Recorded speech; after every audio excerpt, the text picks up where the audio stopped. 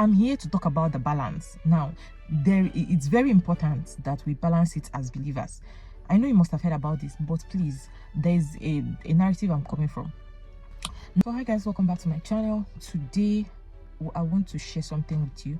I want to share this thing that people say the world is more spiritual than physical. Yes, a lot of times, a lot of us are church people, a lot of us are spiritual, and we say the world is more spiritual than physical. So in my own understanding, it means, you know, that's 90% of the things that happens in the physical maybe has already been done in the spiritual. Or, you know, something like if something, maybe somebody dies, they'll say, okay, they have killed the person in the spiritual. A lot of things happen in the spiritual, like, okay, your pastor declares, you know, the blessings of God upon you, amen, this one upon you, amen. And in the physical, you start receiving the manifestations of those things. A lot of things, in short. Who is being employed to work in a company, you come to work late because you went for morning prayers. You know, you're explaining to your boss, and you expect your boss to understand that the spiritual controls the physical. Now, a particular lady, you were asked to resume in a particular place, and you are like, please ma, I need Thursdays to be out of it, Friday to be out of it, Saturday to be out of it. And you are asked, okay, so why? You say, because Thursdays are my prayer days, Fridays are my evangelism days, Saturdays are my, you now say one thing, and you now say the spiritual controls the physical. Now please, let me tell us something. In as much as the spiritual controls the physical, know that there is a balance in all of this. Now, the world is still, like, we're still in the physical world. Like, and excellence is required in this physical world. Do you know that there's so many places in the Bible, especially when it comes to when God was building the temple, he was giving Moses instructions. It was then I noticed that God is so excellent in whatever it is he does. God is very excellent. He will tell him, go to this person, the person that does the finest of wood. Okay, so God even knows that there's some people that do fine things. So why are you as a believer not bringing excellence? Because God is excellent. He wants you in this physical world to be excellent at what you do. Why would you at your working place, you don't resume early? Because you don't people, they cannot trust you. You are saying spiritually, okay, you can't take care of your health. You are saying that spiritual controls the physical.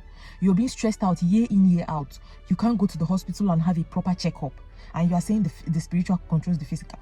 Give the normal relevance we are supposed to give to the physical. When you're sick, go to the hospital. When you're stressed out, tell yourself, I'm stressed out, let me rest. You're supposed to be resting. When you notice that your teeth is decaying, go to the hospital. When you notice that your skin, you're becoming dark, look for something that can, you know, maybe bath well, make you. If you notice you're smelling bad, start putting perfume at your own level. You know, let's stop spiritualizing everything. You're supposed to have excellence in everything that you do, because the God you serve is excellent. So if you're used to neglecting your physical and the physical part of yourself, there should be a balance. Now, it's important you create balance when it comes to yourself as a human being.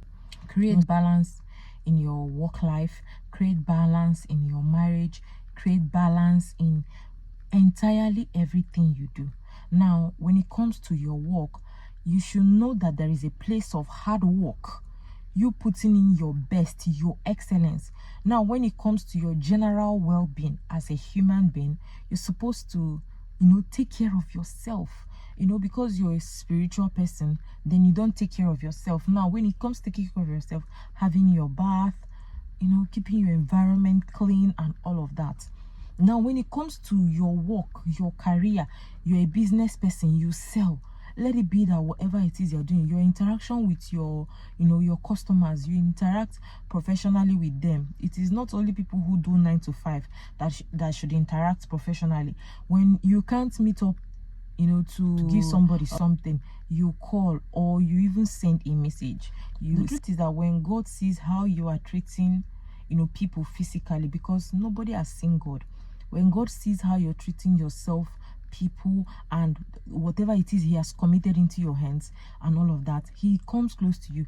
People, when they come close to you, like the odor that oozes out of their mouth. If you notice that you've been, you know, somebody that lives a sedentary lifestyle, and you notice your body is giving you one sign, start doing something. You can start jogging, you can start walking, you can start doing like a lot of things, like to make your body active. Because if this body packs up, there is no other one. And the next thing is, you're in front of your maker and you are answering. The truth is that you cannot be nonchalant at your work and you expect God to give you your own. No, you have to treat another man's business very well. God will see that you are faithful in another man's business, then he will give you your own. Are you understanding what? So let us create a balance. Selah.